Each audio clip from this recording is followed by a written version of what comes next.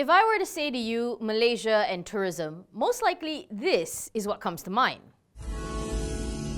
Malaysia truly Asia. Yes, you can thank me now for putting that in your head for the rest of the day. I suppose it wouldn't be a surprise to many of you to know that that slogan is the one that most tourists associate with Malaysia. What is also unsurprising is that slogan is more than 10 years old. Yes, it is now old enough to tell you that you suck at Fortnite. But for the most part, that slogan worked because it was a reflection of the melting pot that the country is, an annoyingly catchy jingle aside. But Malaysia's tourism industry is in trouble, and it has been for a while. The country has actually missed its full-year tourist arrival targets for 5 years straight since 2013. Worrying when you take note that tourism contributed almost 15% to the economy last year and made up 6.1% of GDP. Maybe part of missing the targets could be attributed to the previous government setting some clearly unrealistic goalposts. Take 2017 for example, where the target was 31.8 million, but the actual number was 25.9 million.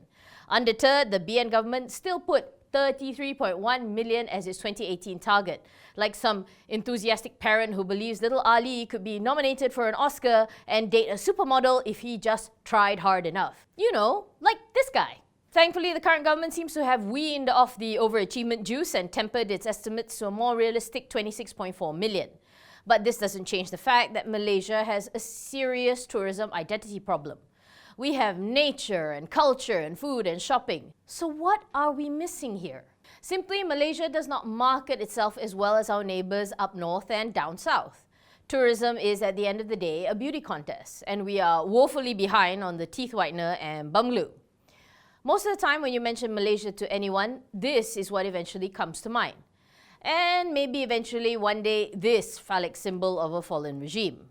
But if I were to ask you where I could catch a Mak Yong dance or Kuda Kepang, how many of you can answer me? But Malaysia does seem to have an obsession with building monuments rather than bringing up what we already have. Because the truth is that growing numbers is not enough. We want people, while they're here, to spend. And no, I am so not counting Singaporeans spending because cooking oil and petrol are not souvenirs, okay? For example, let's compare Thailand, which has us beat in terms of both tourist numbers and spend. Thailand's tourism revenue is close to 50 billion US dollars. And as this article shows, tourists in Thailand spend around 5.2k ringgit, while our tourists just spend over 3,000 ringgit. A part of that can be attributed to the fact that we simply have not been spending that much on promoting the country, with lower budget allocations for 2016 and 2017. Of course, we are understandably a little wary about whether the money is being spent right. Lest we forget the tourism ministry spending 1.8 million on 6 Facebook pages in 2011, and again earlier this year, when a ministry inked a 99 million ringgit deal with a little-known firm called Geeko Tech for the Smart Tourism Project, which is currently being investigated by the MACC. Or whatever this monstrosity was. But there is no running away from the fact that we need to spend money to make money. I know it's cliche, but it's true.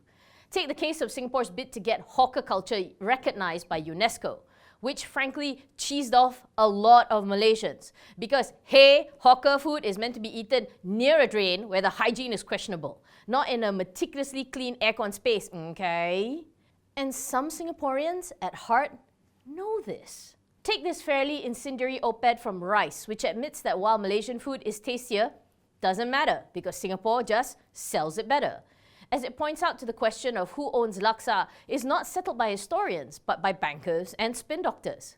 Singapore set up a 14-member committee to get its hawkers on UNESCO's list. What does Malaysia have?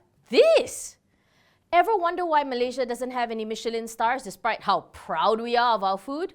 Well, this article from Eater points out that while Michelin is proud of being unbiased, it is not so forthcoming about its partnerships with tourist boards, like how Thai Tourism Authority pledged 4.4 million USD in financial support to Michelin. What are your superpowers again? I'm rich. So the question is, how are we going to fix this? Well, in Budget 2019, there was a mention of a 100 million ringgit grant for private companies to boost international tourist arrivals. And yes, getting a few sites on UNESCO is there too. But aside from that, the other place it could come from is probably one of the more contentious taxes in the budget, namely the leaving tax, where if you are leaving the country by plane, you pay a levy of 20 ringgit if you're going to ASEAN and 40 ringgit for the rest of the world.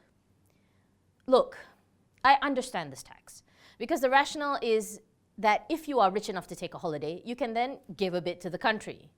My main issue with it is with tourist numbers being so bad, this levy won't help you reach it, and the collection from it won't be so great, and you actually punish your own people.